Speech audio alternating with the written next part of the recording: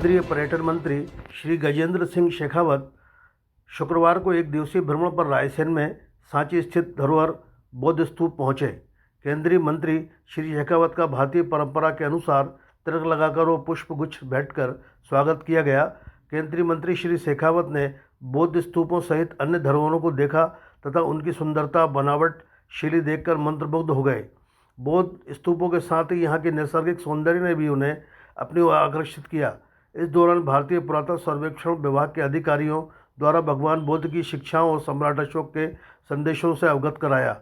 उन्हें सांची स्तूप की बनावट की शैली, उनके ऐतिहासिक तथा पुरातात्विक महत्व के बारे में भी अवगत कराया।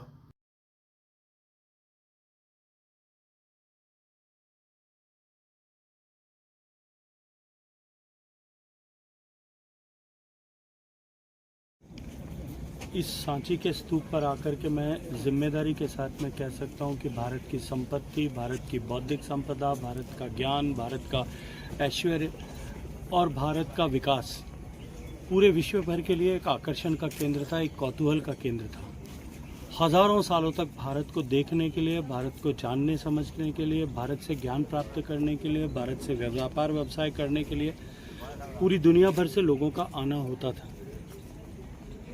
यहाँ आकर के निश्चित रूप से इस गर्व की अनुभूति हो सकती है कि हमारा जो इतिहास कहीं हमारी पुस्तकों में लिखा दबा रखा है वो कितना गरिमामयी था। हालांकि इन सब ख्याति के चलते हुए भारत को कीमत चुकानी पड़ी, भारत पे आक्रांताओं ने हमला किया, भारत को लूटा गया, भारत को गुलाम बनाया गया। लेकिन आज एक बार फिर आज़ादी के 75 साल पूरे करने के साथ ही भारत आदरणीय नरेंद्र मोदी जी के नेतृत्व में उस मुकाम पर आकर के खड़ा हो गया है जब पूरे विश्व भर का आकर्षण भारत के प्रति एक बार फिर वापस बढ़ने लगा है।